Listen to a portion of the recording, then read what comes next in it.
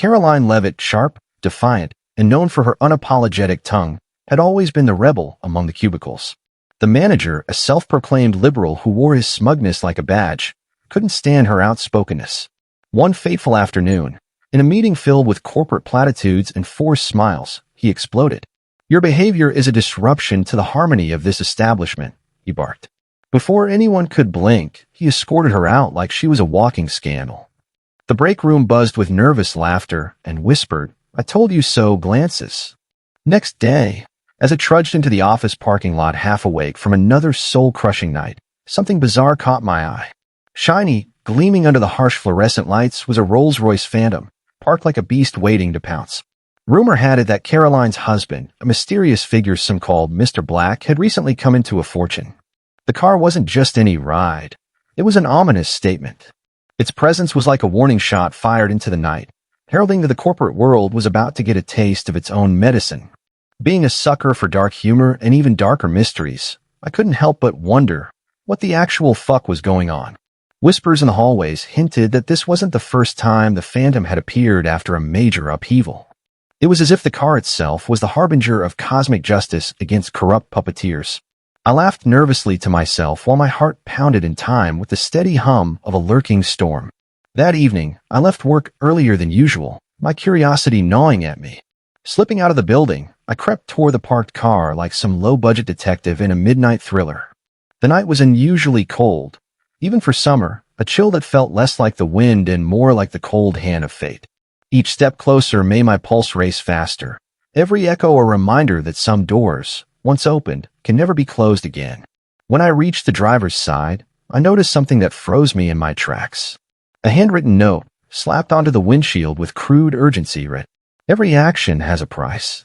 Choose wisely." My brain went into overdrive. What did that even mean? Was it a threat? A warning? A cryptic message from a world far beyond my mundane existence? The next day, the office was thick with tension. Nobody openly discussed Karoline's firing, but everyone spoke in hushed, tremulous tones. The liberal manager suddenly got promoted, a move that reeked of irony. His smug face, now elevated by power, looked even more twisted, as if he were rewarded by some dark force. In the corridors, people exchanged side eyes and speculated about hidden deals and secret societies. For days, I couldn't shake the feeling that I'd stepped into a web of conspiracies far deeper than a simple workplace dispute. Each time I caught a glimpse of that ghostly Phantom in a distant parking lot, my skin crawled. And then, one night, my phone rang. The caller ID was blocked, classic horror movie style, and I hesitated before answering. "Hello," I muttered, half expecting a recorded message. A distorted voice whispered, "You've seen what you're not meant to see, Anon." Static swallowed the rest of the message, and then the line went dead. I hung up, heart hammering, wondering if I'd just crossed some invisible line. The following days blurred into a haze of paranoia. Every shadow in the office, every whisper in the corridor, morphed into sinister portents. I started noticing things I never paid attention to before. Graffiti in back alleys formed cryptic symbols. Random memos bore the same eerie markings that danced at the edge of my vision. It was as if the universe had decided to rewrite the rules of reality in our mundane world. One damp, dismal evening, I found myself in a grimy dive bar trying to wash away the anxiety with cheap beer. Overheard a hushed conversation at a nearby table between two grizzled regulars. "You hear about Karoline? They say she was onto something big before that liberal fuck got her booted," one grumbled. "Yeah, word is her husband's ride isn't just for show. It's a statement, a warning to all the puppets in power," the other replied. The mention of secret society sent a jolt straight through me. I sipped my beer, the taste suddenly bitter, and wondered if I'd stumbled into something that wasn't meant for eyes like mine. That night, as I left the bar and trudged through the rain-slicked streets, the familiar cityscape turned alien. The neon signs flickered erratically, and every shadow seemed to hide a lurking menace. My route home took me past an abandoned warehouse on the outskirts of town. Its rusted metal doors and broken windows gave it the look of a long-forgotten mausoleum. On a whim, and driven by a mix of reckless curiosity and a need for answers, I detoured in. Inside the warehouse, darkness reigned supreme. Only thin shafts of moonlight pierced through the cracks in the ceiling, illuminating dust motes like tiny specters. I moved cautiously, the sound of my footsteps echoing off the concrete walls. Almost immediately, I noticed markings, etched symbols that I'd seen before in the office and around town. They pulsed faintly, as though alive, emitting a cold glow that made my skin crawl. I couldn't tell if they were a warning or an invitation. In a shadowed corner, I discovered what looked like a makeshift altar. Candles, yellowed photographs, and odd trinkets were arranged in a pattern that defied logic. My eyes locked on a photograph of Karoline, her defiant smile frozen in time. Next to it, a note scrawled in desperate handwriting. "Your truth will set you free, but it may also damn you." I stared at it for what felt like an eternity, each word sinking in like a poison. This was no ordinary workplace firing. It was something far more ritualistic, something sinister. The weight of what I'd seen settled over me like a shroud. I was no longer just a board office drone. I was a witness to an unfolding drama where every action rippled into the dark corners of an ancient, unseen order. The liberal manager's sudden rise, Karoline's spirited defiance, the ominous phantom, all were pieces in a puzzle too vast for my mind to grasp. Just as I began piecing together a theory, I heard a soft creak from behind me. I spun around, heart thundering, to see a figure emerging from the darkness. The person was cloaked in a ragged hoodie, face hidden in shadow. In a low, almost amused tone, the figure said, "You shouldn't have come here, Anon." The voice was calm, yet every word dripped with an authority that chilled my blood. My mind screamed to flee, but I was transfixed, caught between terror and an overwhelming need for answers. In that frozen moment, every theory, every late-night conspiracy I'd ever read collided. I realized I'd stumbled into a secret that was meant to stay buried. The night, the car, the note, even the mysterious call. It was all connected. And I was now a pawn in a game where the stakes were far beyond my wildest nightmares. The hooded figure's presence made my skin crawl. "You have questions, and questions always have consequences," he said, his voice low and deliberate. For a split second, I couldn't move. Who are you?" I managed to choke out. He let the shadows play across his face, then answered coolly, "A messenger. You can call me Crow." The name struck me like an omen in a nightmare. "You're not supposed to be here, Anon. You've seen too much," Crow continued. Every instinct screamed to run, but I was locked in place, unable to tear my eyes away. "Karoline's firing, that damn liberal manager. It was no random act," he whispered. It was a catalyst, a signal that the puppeteers were rattling their cages. As his words sank in, Crow gestured to the altar I'd seen moments before. The altar, with its flickering candles and faded photographs, seemed to pulse with a life of its own. That car, the note on the windshield, even the whispering corridors at the office, they're all part of an intricate design, he said. My heart pounded like a drum as I tried to make sense of the cryptic revelations. You see, Karoline wasn't just a victim of corporate tyranny. She was a herald, a rebel who dared to challenge the very fabric of this corrupt system, Crow continued. His voice was earnest yet chilling, as if he were recounting an ancient myth. Her husband, the one you call Mr. Black, isn't simply a wealthy man with a fancy ride. He's a guardian of secrets, one that was meant to awaken the masses. I leaned forward, desperate for clarity. But why the Rolls-Royce? Why use it as a signal? Crow's gaze hardened, and he replied, because luxury and power are the symbols of oppression. To see that beast parked outside your office, gleaming like a trophy, is to know that retribution is coming. It's the system's way of saying, we're watching. The words reverberated in the silence, each syllable a reminder of the dark machinations hidden behind everyday facades. The warehouse seemed to close in on me, each shadow a conspirator. In a moment of morbid curiosity, I asked, so what now? What happens next? Crow paused, the flicker of candlelight dancing across his unreadable face. Now, he said slowly, you have a choice. Walk away and forget what you've seen, or dive deeper and risk everything. The truth, anon, isn't for the faint of heart. His challenge hung in the air like a dare. For one breathless moment, I considered the safety of ignorance, but the allure of forbidden knowledge was too powerful to resist. The decision was made in that heartbeat. I bolted out of the warehouse, adrenaline surging as I sprinted through the rain-drenched streets. The city, once familiar, now felt like a labyrinth of secrets and looming threats.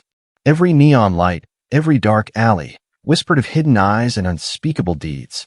The cold rain mixed with my sweat, each drop a reminder that I was now entangled in something far bigger than myself. Back at my apartment, I locked every door and window, double-checking for any signs of intrusion. The events of the night played on a broken loop in my head. Karoline's defiant smile, that haunting note, and Crow's ominous words. Sleep eluded me as I lay awake, the storm outside matching the tempest within. The familiar hum of the city was replaced by the cacophony of my racing thoughts. Questions piled up like dark clouds. What secret was Karoline privy to? Who truly wielded the power behind that sleek, foreboding car? And why me? Why had fate chosen to drag a simple office drone into this maelstrom? The following morning, the city was shrouded in an eerie fog that seemed to muffle even the usual urban clamor. As I trudged to work, I noticed subtle changes. People avoided eye contact, conversations were clipped, and the usual buzz of gossip was replaced with a strained silence. The office, normally a haven of petty rivalries and mundane chatter, was thick with tension.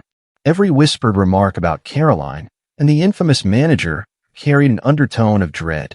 Even the liberal manager's face, now marred by a nervous twitch and forced smiles, betrayed his inner turmoil. At lunch, I found myself cornered by a coworker who normally wouldn't speak up. "Did you see that car last night?" he asked in a hushed tone. "The Phantom? It was like something out of a horror movie," he added. The way he spoke, as if he'd witnessed something unspeakable, made my skin prickle. I nodded, silently agreeing as my mind replayed every disturbing detail from the night before. In that moment, it was clear that the office was no longer just a building. It was a battleground where secrets and power clashed in the most unexpected ways. After work, I couldn't shake the pull of the mystery. That night, armed with nothing but a determination fueled by both fear and curiosity, I returned to the warehouse. The building loomed ahead like a forgotten relic of a darker era. Inside, the atmosphere was even more oppressive. Every step echoed with the weight of hidden histories. The symbols on the walls, the scattered artifacts, all whispered in a language older than time. It was then that I noticed something new, a series of handwritten scribbles on one of the walls, seemingly added after my last visit. They were chaotic, almost frantic in their scrawl, and read in fragments like, "The time is near. The price of truth is blood." My pulse quickened as I traced the words with trembling fingers. These weren't random messages. They were a countdown, a morbid prophecy written by someone who knew too much. In a corner, a battered notebook lay open, its pages filled with diagrams, coded messages, and a recurring symbol I recognized from the office. The symbol was a twisted amalgamation of a key and an eye, an emblem that seemed to pulse with an unsettling power. Flipping through the pages, I realized that Karoline had likely left this behind, a final message to those who dared to follow. Each page hinted at a vast network of conspiracies, linking high-ranking officials, corporate overlords, and ancient rituals. The reality of it all was too much to absorb. The world as I knew it had crumbled into a labyrinth of lies and dark forces. As I pieced together the fragments, a cold dread seeped into my bones. The more I uncovered, the more it became clear that this was not just about office politics. It was a deliberate uprising against a system that thrived on secrecy and control. Karoline's defiance, her subsequent exile, and that ominous car were not isolated incidents. They were the sparks that could ignite a revolution. If the balance of power was to shift, sacrifices would have to be made. And those who stood in the way would be swept aside in a tide of retribution. My phone vibrated on the table, shattering the oppressive silence of the warehouse. It was a text from an unknown number. "Stop digging, or you'll be the next sacrifice." The message was brief, but its implications were crystal clear. The danger wasn't confined to the shadows of the warehouse anymore. It had spilled into every corner of my life. My eyes darted around the room, as if expecting to see dark figures closing in. For a long moment, I considered deleting the message, ignoring the threat. But curiosity and defiance, the very traits that had drawn me in, would not let me retreat. With shaking hands, I typed a reply, half mocking, half pleading. "Who's next?" The reply came almost instantly. "Be careful, Anon. Truth is a dangerous game." The words lingered, echoing the very sentiment Crow had expressed earlier. It was then that I realized I wasn't the only one caught in this web. Others were being warned, intimidated into silence. And if I stepped further down this path, there was no guarantee I'd make it out unscathed. That night, sleep became a distant memory. The images of Karoline's determined face, the ominous Rolls-Royce, and the cryptic warnings haunted me. Every creak in the building, every rustle of wind against the window, felt like a prelude to something unspeakable. My dreams twisted into vivid nightmares, a maze of dark corridors, ancient symbols, and the relentless ticking of an unseen clock. Each nightmare left me gasping for air, heart pounding, as if it were trying to escape the confines of my chest. The following days bled into one another. Work became a surreal blur, the office a theater of silent conspiracies. Even mundane tasks took on a sinister edge. The liberal manager's forced cheeriness, the furtive glances exchanged between colleagues, the way the city's familiar streets now seemed laden with secrets. All of it painted a picture of a world teetering on the brink of an unspoken calamity. One evening, as I sat at a dimly lit diner trying to piece together the fragments of my unraveling reality, an older man slid into the booth opposite me. He was unassuming at first glance, a weathered face, tired eyes that had seen too much. "You're looking for answers, aren't you?" he said, his voice gravelly but steady. "I know what you've seen," he continued, sliding a folded newspaper across the table. On it, a barely visible headline read, "Corporate Scandal Unveils Hidden Order. Whistleblowers Warn of Impending Retribution." The date was from a few weeks ago, but the article contained details that eerily matched everything I'd encountered. "They're trying to silence the truth," the old man murmured, "and sometimes the cost is your life." In that moment, the pieces of the puzzle began to align in a grim tableau. Karoline's firing was not a mere HR decision. It was an ignition point. The liberal manager's rapid promotion was a calculated move to cover up a deeper rot. The phantom, the handwritten warnings, the cryptic notebook, it was all a meticulously orchestrated signal. To those brave enough to resist, to those willing to pay the price for uncovering the forbidden secrets of power. My mind raced as I left the diner, the old man's words echoing in my ears. The city lights blurred past as I walked, each step a defiant march into the unknown. The concrete jungle that once offered mundane safety now bristled with unseen dangers. Every shadow, every glint of reflective glass, felt charged with hidden menace. And in the recesses of my mind, I knew that there was no turning back. That night, I sat in front of my computer, feverishly scouring old forums and encrypted chat rooms. Each post, each leaked document, reinforced the same chilling narrative. A cabal of elites, hidden behind layers of bureaucracy and wealth, had engineered a society built on control and fear. Karoline's story was just one thread in a vast tapestry of rebellion and retribution. The more I read, the clearer it became. If the truth were ever to see the light of day, it would come at a steep cost. The digital clock on my desk ticked away as the hours melted into early morning. My eyes grew heavy, but sleep was a distant luxury. The notes, the messages, and the relentless pursuit of truth had transformed my life into a waking nightmare.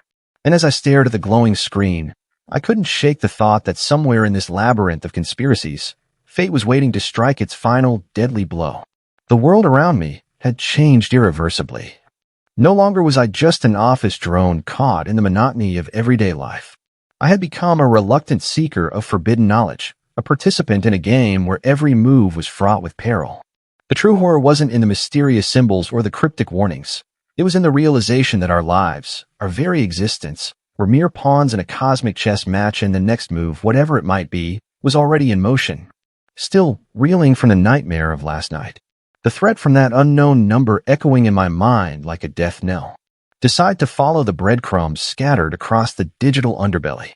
Spend hours combing through encrypted chat rooms and obscure forums. One username keeps popping up, Obsidian Key. Its posts hint at a clandestine meeting where answers might finally be within reach. This was it, the moment when curiosity and dread collide. The meeting was set for midnight at an abandoned hotel on the outskirts of town. The place reeked of decay and neglect, its once grand facade now a crumbling relic. The air around it was heavy, as if the building itself was burdened with centuries of secrets. I hesitated at the threshold, heart hammering like a jackhammer, but the need for truth overpowered my fear. Stepping into the lobby, the silence was suffocating, no creaks of life, just the ghostly echo of my own footsteps. As I made my way through the maze of dark hallways, my eyes strained to adjust to the dim light. Every door, every peeling wallpaper, whispered of long-forgotten stories. I finally reached a room at the end of the corridor, marked with faded symbols that sent a chill down my spine. Inside, a small circle of individuals huddled around a makeshift table, their faces half hidden in shadow. The atmosphere was thick with tension, each person a potential key to unlocking the labyrinth of conspiracies. "You're late," a gruff voice said from the shadows. I looked up to see an older woman with eyes that burned with intensity. "Name's Raven," she said, her tone both mocking and melancholic. "We've been expecting you, Anon." Her words were a blend of welcome and warning, and in that moment, I knew I was in too deep. Raven explained in terse, clipped sentences that Karoline's dismissal, the ominous car, and even my own encounters were all part of a larger design. "They manipulate us all," she murmured, "the puppeteers of this corrupt order." As she spoke, her eyes glimmered with a fervor that bordered on madness. The room fell silent as she pulled out a series of documents, scanned images of secret contracts, encrypted emails, and disturbing photographs of shadowy figures meeting in secret. Each piece of evidence was a spark in the tinderbox of my mounting terror. The meeting progressed in a haze of whispered theories and heated accusations. Obsidian Key, a lanky figure shrouded in a threadbare coat, presented damning proof that tied high-ranking corporate officials to ancient, almost occult practices. "This isn't just about money or power," he said, voice raspy with disillusionment. "It's about control. The very soul of our society is being bartered like a cheap commodity."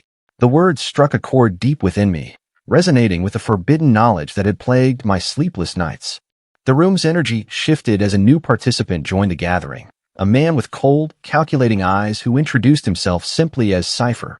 "The game is bigger than you think," Cypher intoned, his tone devoid of any emotion. He placed a USB drive on the table, its metallic surface catching the weak light in a way that made it seem almost otherworldly. "This contains records of transactions, secret meetings, and names you'd never expect," he explained. The implications were staggering. This wasn't a rogue group of office workers and conspiracy nuts, but a well-oiled machine reaching into every facet of life. With every new revelation, the humor and cynicism that had once tempered my outlook melted away, replaced by a raw, primal terror. Raven's eyes, once filled with defiant mischief, now shone with a desperate urgency. "You have a choice, Anon," she said, leaning in so close that I could feel the chill of her breath. "Either walk away and pretend your eyes never opened, or embrace the darkness and help us bring down this abomination." Her challenge hung in the air like a curse, and for the first time, I felt the full weight of the decision I'd made. Despite the mounting dread, something in me couldn't let go of the pursuit for truth. I took the USB drive from Cypher's outstretched hand, its cold presence a stark reminder of the path ahead. "I'm in," I said, voice barely above a whisper. There was no turning back now. The die had been cast, and the fates were already in motion. Leaving the hotel that night, I felt as if I'd been marked, a silent target for forces that lurked in every shadow. The city's neon lights, usually a source of transient comfort, now flickered like dying embers. Every siren, every distant shout, resonated with a sense of impending doom. The drive in my pocket was a talisman, its contents the key to a truth that was as dangerous as it was transformative. Back in the confines of my apartment, I set up a secure station, old laptop, layers of encryption, and all the paranoia I could muster. For hours, I pored over the files on the USB. Emails that linked CEOs to clandestine meetings, bank transfers to shell companies, and even names of individuals I'd seen only in passing. Each revelation was a nail in the coffin of the comfortable lie I'd been living. The deeper I dug, the more it became clear that the cabal's reach extended far beyond the boardrooms and dark alleys. It was woven into the very fabric of our lives. Late one night, as rain pounded relentlessly against my window, a new file caught my attention. It was a series of video recordings, grainy and distorted, but unmistakably real. The footage showed a secret meeting held in an abandoned factory, where figures cloaked in black conducted what looked like a ritual. Symbols, eerily similar to those I'd seen in the warehouse and on the walls of the hotel, were projected on a massive screen. The air was thick with incense, and the participants chanted in a language that sent shivers down my spine. In the center of the room, a man, perhaps the one behind the facade of the liberal manager, presided over the ceremony. His face was obscured, but his presence was undeniable, radiating authority and malice. The video ended abruptly, replaced by static and a single jarring message.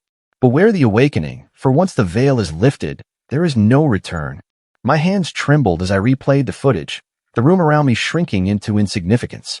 The true horror was not just in the evidence of corruption, but in the ancient rituals and dark magic that seemed to underlie it all. The conspiracies weren't just political, they were almost supernatural in their implications.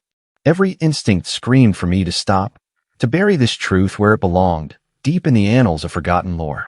But the hunger for answers was too potent. The call of the abyss was louder than any rational warning. I began cross-referencing the symbols, the names, and the locations. What emerged was a sprawling network, a tapestry of deception and occult influence that spanned decades, maybe centuries. This wasn't just about modern corporate greed. It was an age-old battle between light and shadow. As days turned into nights, the paranoia intensified. My every step was shadowed by a sense of impending retribution. Streetlights seemed to follow me, their cold beams a constant reminder that I was being watched. At work, the atmosphere had transformed into a silent war zone of glances and half-spoken warnings. Even the liberal manager, with his rehearsed smiles and nervous tics, appeared as a marionette dancing to a tune orchestrated by unseen hands. One particularly chilling evening, as I was poring over a new set of files detailing high-level transactions, my apartment door burst open. The impact reverberated through the small space like a gunshot. I spun around to see two men in dark suits, faces obscured by shadows, storming in. They didn't say a word. Their intent was as clear as the cold steel of their weapons. Instinct took over, and I bolted for the back door, heart hammering as I sprinted down narrow alleys drenched in rain. The sound of heavy boots pursuing me filled the night, a relentless drumbeat of danger. Desperation fueled my escape, every turn a frantic dash through labyrinthine streets. The city's familiar layout had become a maze of peril. Glancing back, I saw the silhouettes of my pursuers merging with the darkness. They were methodical, determined, and merciless. Every step was a reminder that the truth I held was a double-edged sword, one that cut deep into the soul of a corrupt empire. In that moment, I realized I wasn't just fighting for my life. I was fighting for the freedom of every mind shackled by lies. Somehow, I managed to lose them in a dead-end alley behind an abandoned warehouse. Hiding in the shadows, breath ragged, I listened as their voices echoed off distant walls. They spoke in clipped tones about recovering the asset and eliminating the threat. The words sent a chill down my spine. My actions had not only drawn the attention of powerful conspirators, but they had made me a liability. In the stillness of that dark alley, the enormity of the conspiracy became painfully clear. I was now a marked man. Shaken but resolute, I returned to my apartment, every sense on high alert. My safe space had been violated, yet the drive with its damning evidence remained the only weapon against an all-consuming darkness. That night, sleep was an impossible luxury. Every creak of the floor, every whisper of the wind outside was a harbinger of doom. My dreams were haunted by faceless figures and shadowy corridors, where every door led to another unspeakable truth. The following morning, I realized that my life would never be the same. The confrontation with the agents had stripped away any remnants of innocence. I was now irrevocably tied to the fate of a rebellion that sought to dismantle a monstrous system. Every message on my phone, every cryptic email I received, was a reminder that the war for truth was now personal. The conspiracy was not an abstract idea, but a living, breathing horror that had invaded every corner of existence. With no time to waste, I set my plan into motion. Raven's instructions, Cypher's files, and the USB's secrets became the blueprints for exposing the cabal. I began compiling everything into a dossier, a digital bomb that, once detonated, would shatter the carefully constructed facade of power. The risk was monumental, but the alternative was a life under the thumb of unseen tyrants. My fingers danced over the keyboard in a fevered blur, stitching together names, dates, and evidence into a tapestry of revolt. Late one night, as I prepared to send the dossier to a trusted group of investigative journalists, my phone rang again. The caller ID flashed unknown, and a familiar cold voice greeted me. "You think you can expose us, Anon?" the voice sneered. "You're playing with fire, and soon the flames will consume everything you hold dear." The threat was palpable, a final warning that reverberated through the very core of my being. The next moments blurred into a desperate race against time. Every keystroke, every click was a battle against an enemy whose reach extended into every facet of the world. My apartment, once a sanctuary of solitude, had become a war room where the lines between right and wrong, safety and peril, disintegrated. As I prepared to release the dossier, the magnitude of what I was about to do settled over me like a dark shroud. There was no going back, no retreat from the abyss into which I had willingly plunged. The final keystroke echoed like a death knell in the silence of my apartment. I hit send and slumped back in my chair, a mix of relief and dread washing over me. Outside, the city rumbled with a strange intensity, as if the very ground trembled in anticipation of the upheaval to come. In that moment, I realized that my small act of rebellion might just be the spark to ignite a conflagration. One that could dismantle the monstrous cabal, or, if things went horribly wrong, plunge the world into irrevocable chaos. As dawn broke, a new day emerged, a day that promised both liberation and retribution. My phone lit up with messages, congratulatory notes from allies, terse warnings from adversaries, and even pleas for help from those already entangled in the web. The dossier had gone viral in the underground, spreading like wildfire through encrypted channels and hidden networks. Each notification, each fragment of information, was a reminder that the war for truth was now underway. The price of knowledge, it seemed, was paid in fear and blood. And now, as I stare out my window at the awakening city, the echoes of the past days reverberate in my mind. Every shadow conceals a secret. Every whisper carries a threat. The dark tapestry of conspiracies is unraveling, and with it, the old order trembles. The cabal, for all its ancient power and modern cunning, is beginning to crack. But the question remains, will the truth set us free, or will it condemn us to an endless night of terror and despair? For now, I stand at the crossroads of destiny, an unwilling herald in a war waged in the hidden corridors of power. My soul is stained with the weight of forbidden knowledge, and the battle ahead promises no simple victory. The dark forces that once lurked in the shadows are emerging into the light, and the final reckoning is at hand. As I brace myself for the storm to come, one thing is clear: there is no escape from the consequences of unveiling the truth. We are all bound by the same curse, the same relentless pursuit of answers that may very well lead to our undoing. And so, with a final resolute breath, I prepare to face the inevitable. The revolution has begun, and every heartbeat is a countdown to the moment when the old world will shatter beneath the weight of its own lies. In the silence of the morning, as the city awakens to a new and uncertain dawn, I know one truth above all. There is no turning back once the veil is lifted. Heart still pounding from the last call. The voice had been a death knell, a promise of final reckoning. My hands trembled as I stared at the screen, messages, warnings, and pleas all colliding. The dossier was out, and now every shadow in the city seemed intent on snuffing out the truth. I had become the beacon of a rebellion that was as dangerous as it was inevitable. Days turned into a feverish blur of paranoia and endless hiding. The streets, once bustling with mundane routines, now felt like minefields of surveillance. Every figure in a suit, every unmarked car was a potential assassin. I moved like a ghost through dark alleys and empty corridors, forever watching my back. The conspiracies weren't confined to digital spaces anymore. They'd seeped into every brick and stone. It started with subtle hints, a knock on my door in the dead of night, a package left on my stoop. A plain brown envelope with nothing but a single black feather inside. The note attached read, "The time has come anon. The final chapter awaits." No signature, no explanation, just an invitation or a threat. I couldn't tell which. Unable to shake the feeling that I was being funneled into a trap, I set up surveillance on my own apartment.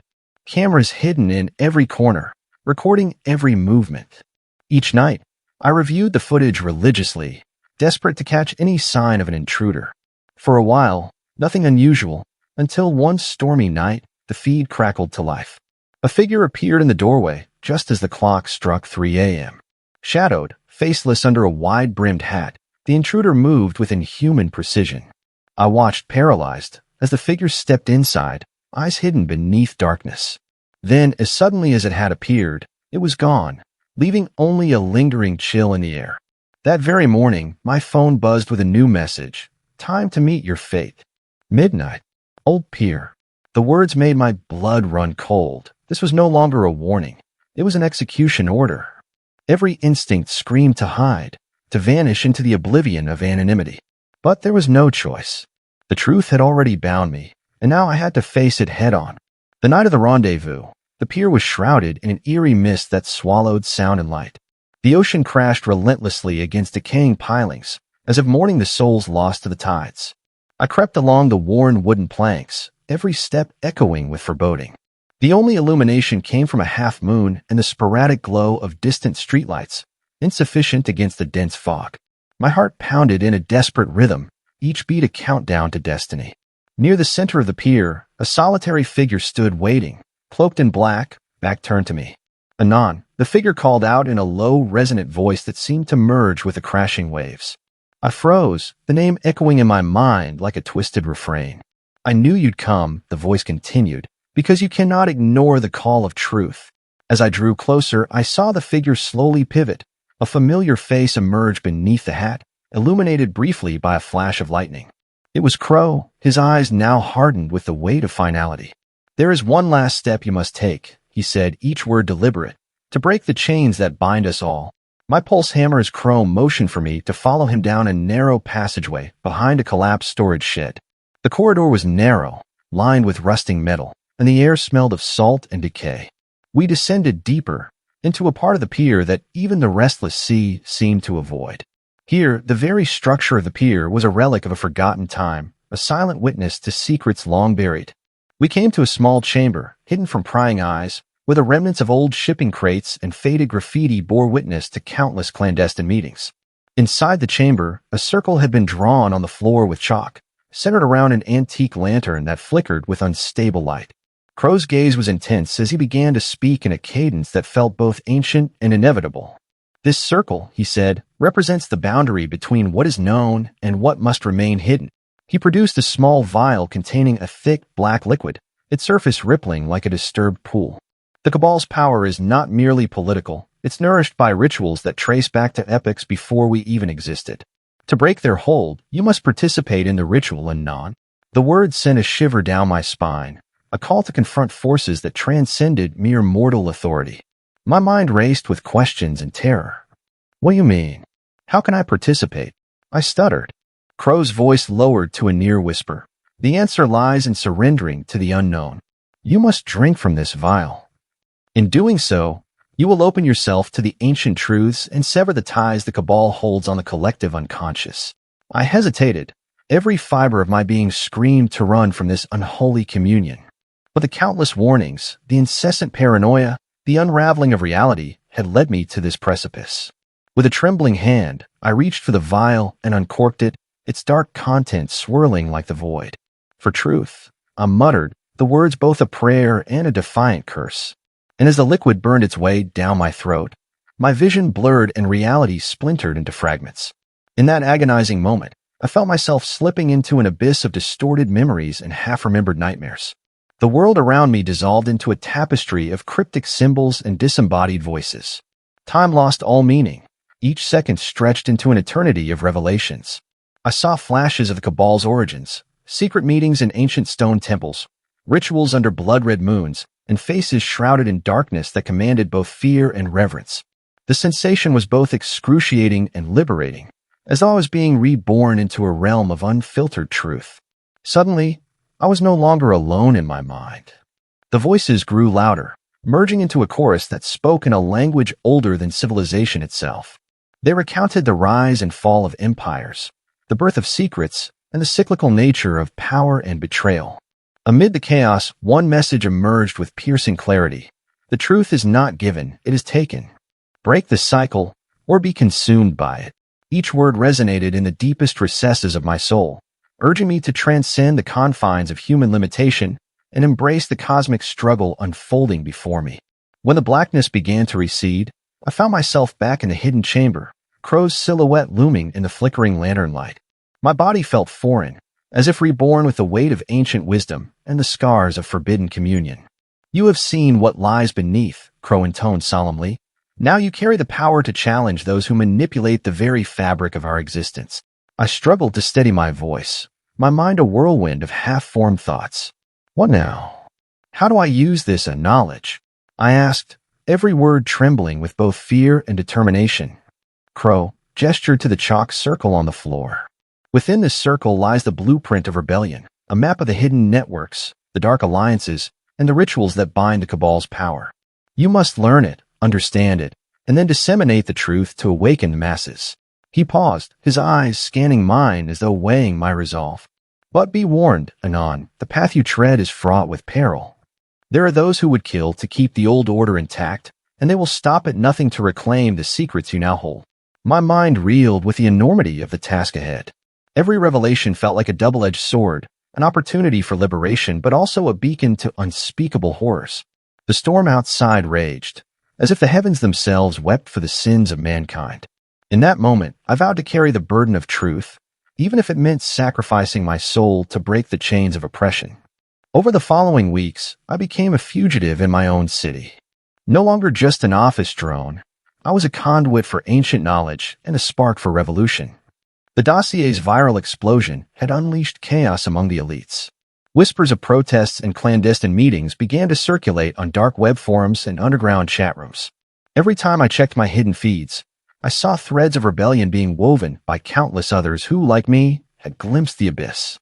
My body ached from endless nights on the run, and paranoia was my constant companion.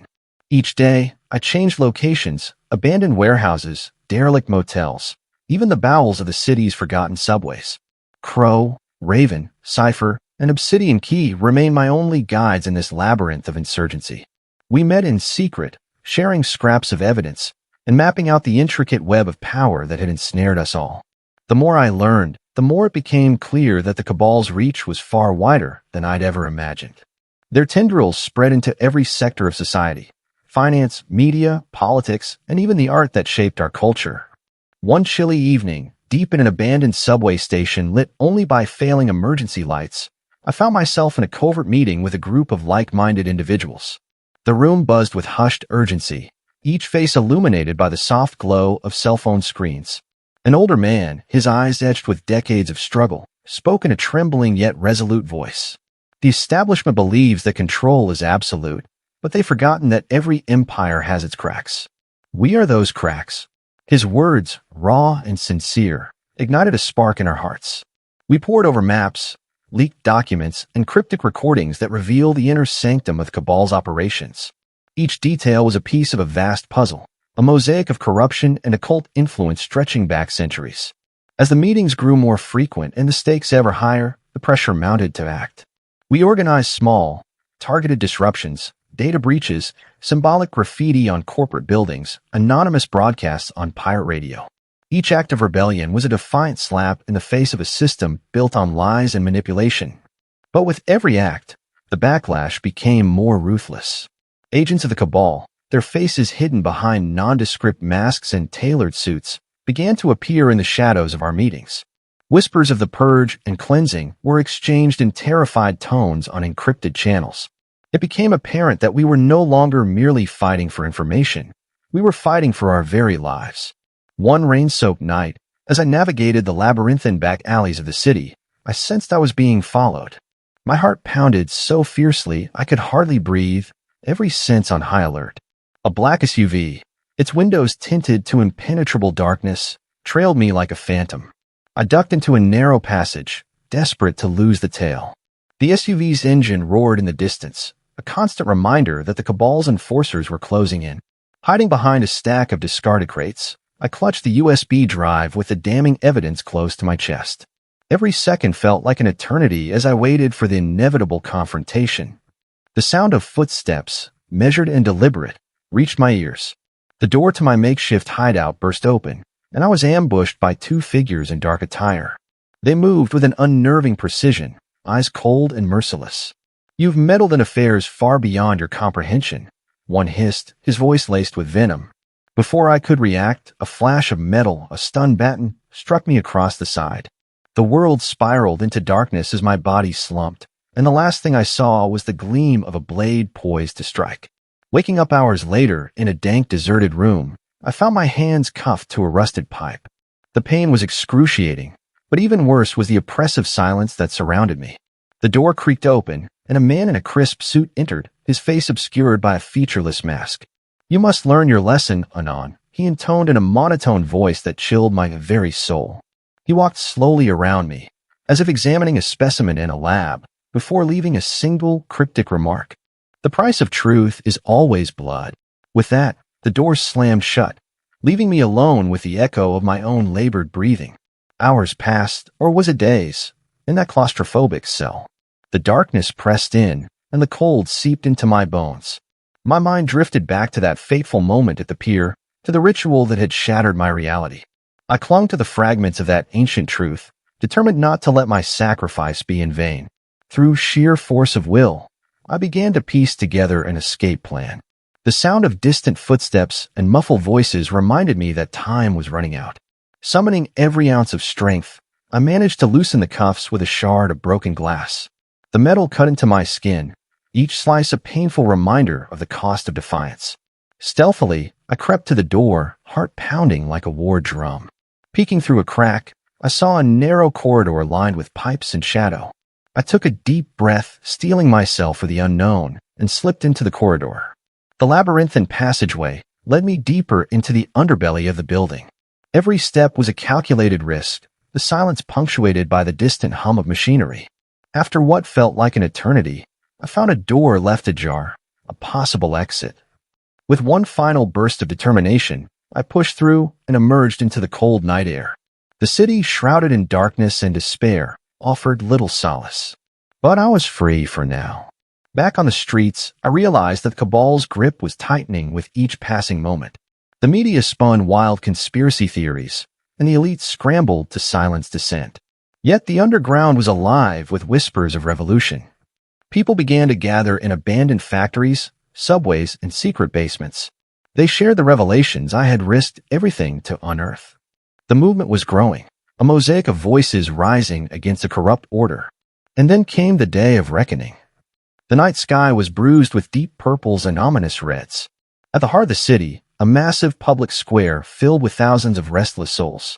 A sea of masked faces, their eyes alight with anger and hope, converge as one. The Cabal's enforcers attempted to quell the uprising, deploying tear gas and riot shields. But the people, armed with nothing but their conviction and the truth, stood undaunted. It was a final standoff, a battle between the ancient powers of oppression and the raw, unfiltered human spirit. I found myself at the center of it all, a reluctant leader forged by fate and fire. The dossier, the ritual, the ancient symbols, all had led to this moment. Amid the chaos of shouts, sirens, and the clash of wills, I took a deep breath and stepped forward. Raising my voice above the clamor, I recited the forbidden truths and the incantations learned in that dark chamber. Each word reverberated through the square, a call to arms against the shadowy tyrants. The people listened, mesmerized by the raw power of collective defiance. For a heartbeat, the old order wavered, as if the very foundations of power trembled in the face of our united will. But the Cabal was not so easily defeated. As I spoke, a cadre of masked enforcers emerged from hidden tunnels beneath the square. They advanced with ruthless efficiency, weapons gleaming under harsh floodlights. The crowd gasped as the enforcers closed in, their eyes devoid of mercy. The ensuing melee was a cacophony of shouts, screams, and the metallic clang of conflict. In that maelstrom of chaos, I clutched the USB drive, the key to every secret, and ran for cover. My legs carried me through smoke and confusion, each step a desperate bid for survival. Every face I passed reflected the same mix of terror and defiance. The enforcers were relentless, their presence a grim reminder that the Cabal would sacrifice everything to maintain its grip. As I ducked into a side street, I saw Raven and Cypher fighting off attackers, their determination unyielding. Obsidian Key coordinated with a network of allies through hastily scribbled notes on scrap paper. Each act of resistance, each drop of spilled blood, was a testament to our refusal to be silenced. The night wore on in a blur of violence and heroism. The public square became a battleground where every fallen figure was a martyr for truth. In the midst of the chaos, I found myself face to face with the masked man from my cell, the one who had left me with that final warning. His eyes, cold and calculating behind the mask, locked onto mine. "You think you can dismantle centuries of control with a few whispered truths?" he sneered. His voice was both mocking and filled with malignant certainty. In that charged moment, as the din of battle raged around us, I realized that this confrontation was not just physical. It was the collision of ancient destinies. We clashed in a final desperate duel, a symbolic confrontation of light versus darkness. His blade flashed in the pale light, each strike a calculated blow meant to end the uprising. I dodged, my arms aching, fueled by a mix of fear, rage, and the promise of liberation. Every parry and thrust echoed the struggle of countless souls who had dared to challenge the system. As our weapons met in sparks of violence, I summoned every ounce of resolve that had carried me this far. With a final cry that blended pain and triumph, I disarmed the masked enforcer. He fell to his knees, his facade of invincibility crumbling under the force of our rebellion. The crowd roared in unison, the sound of 1,000 voices demanding justice. In that moment, as the ancient chains of control began to shatter, I knew that the battle was far from over. The cabal would not simply vanish, its influence was woven into the very fabric of society. But the awakening had begun, and the tide of truth was unstoppable. In the aftermath of the standoff, as dawn broke over a battered city, I watched the enforcers retreat into the hidden depths of power. The public square, scarred by violence yet radiant with newfound hope, bore witness to the uprising. People gathered the fallen, tended to the wounded, and whispered promises of a future unburdened by ancient lies. The dossier, the ritual, every sacrifice, they had become symbols of a revolution that transcended the limits of mortal fear. Years later, when the dust had settled and the old order had been forced to reckon with its transgressions, I would recall that fateful night on the pier. The memory of that final duel, the taste of the dark elixir, and the roar of 1,000 awakened souls remained etched in my mind. I had become both a witness and a catalyst, a man who dared to drink from the well of forbidden truth and incite a revolution. And those scars of that struggle would haunt me forever. They were also the marks of spirit unbroken, a defiance that would inspire generations. In the silence of the new dawn, as the city began to rebuild from the ruins of corruption, I realized one immutable truth. The price of knowledge is steep, paid in fear, blood, and the courage to challenge the unseen. But in that sacrifice lies the power to redefine our destiny, to shatter the chains of oppression and rise anew. For every hidden society that thrives on secrets, there will always be those who dare to confront the darkness. And in the end, even if the night is long and the struggle unyielding, the truth will always find a way to break free.